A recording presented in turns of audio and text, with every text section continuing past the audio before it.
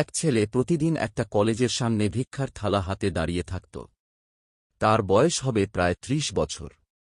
প্রতিদিন সে একটা মেয়েকে বলত, আপা, 2টা টাকা দেন। মেয়েটাও প্রতিদিন তাকে 2 টাকা দিয়ে কলেজে ঢুকে যেত। এভাবেই কেটে গেল কয়েক মাস। একদিন ছেলেটি মেয়েটিকে বলল, আপা, আমি আপনাকে খুব ভালোবাসি।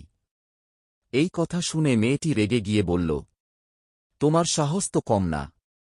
জানো আমি কে? আমার বাবা এই কলেজের প্রিন্সিপাল। আর যদি তোমাকে এখানে দেখি, পুলিশে ধরিয়ে দেব। ছেলেটি মাথা নিচু করে চলে গেল। তারপর আর কোনোদিন কলেজের সামনে দেখা যায়নি তাকে। কিছুদিন পর হঠাৎ মেয়েটি গুরুতর অসুস্থ হয়ে হাসপাতালে ভর্তি হল।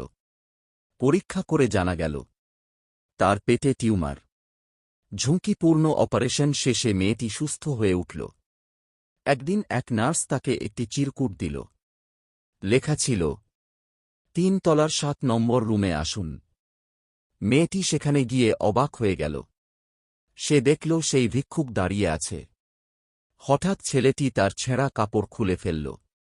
ভিতরে ডাক্তারের সাদা পোশাক। তোমার অপারেশন আমি নিজে করেছি। আমি এই হাসপাতালের একজন ডাক্তার। সকালে ভিক্ষুক সেজে তোমার কলেজের সামনে দাঁড়াতাম, শুধু তোমার মনটা বোঝার জন্য। কখনো মানুষের বাহিরটা দেখে বিচার করো না, কারণ জীবন বদলাতে সময় লাগে না। মানুষের আসল পরিচয় তার পোশাকে নয়, তার চরিত্রে।